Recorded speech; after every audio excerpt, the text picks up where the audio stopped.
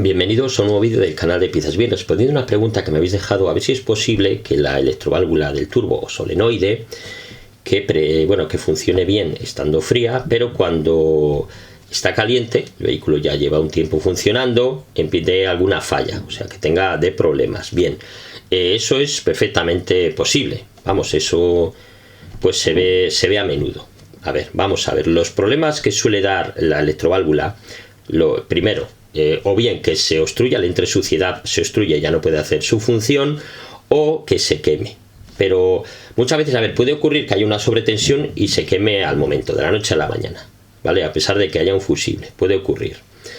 Pero lo normal es que la electroválvula, ya sabéis que la electroválvula o solenoide, esto es un electroimán, lleva una bobina adentro, por esa bobina está circulando corriente eléctrica y eso lo que provoca es que la electroválvula, aparte que coja temperatura, también se producen dilataciones dentro de la propia electroválvula.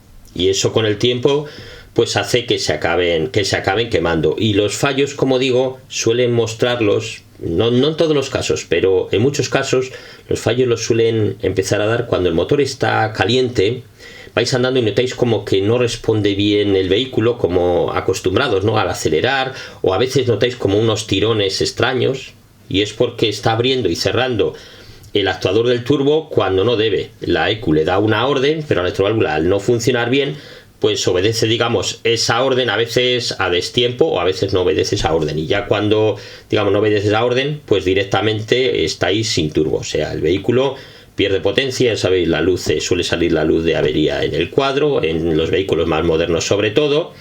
Y bueno, en algunos vehículos podéis hacer la prueba, porque hay vehículos que llevan dos electroválvulas iguales, una que controla el turbo y otra que controla la EGR. Podéis intercambiarlas y hacer esa misma prueba para ver si cambia, digamos, la respuesta en el vehículo. Cuando cambia la de la EGR también se nota a veces esa pérdida de potencia, porque abre y cierra la EGR cuando no debe, que si humo negro por el escape y demás, ¿vale? Podéis hacer esa prueba si tenéis en el vehículo, como digo, dos electroválvulas, que en algunos vehículos son intercambiables, claro, en otros no. Y ya habría que hacer la prueba, porque a veces, como digo, a veces el problema es que parece que es de la electroválvula por esos cambios, pero puede ser también que esté fallando otra pieza. A veces puede estar fallando el caudalímetro o el sensor map o otras cosas, ¿vale?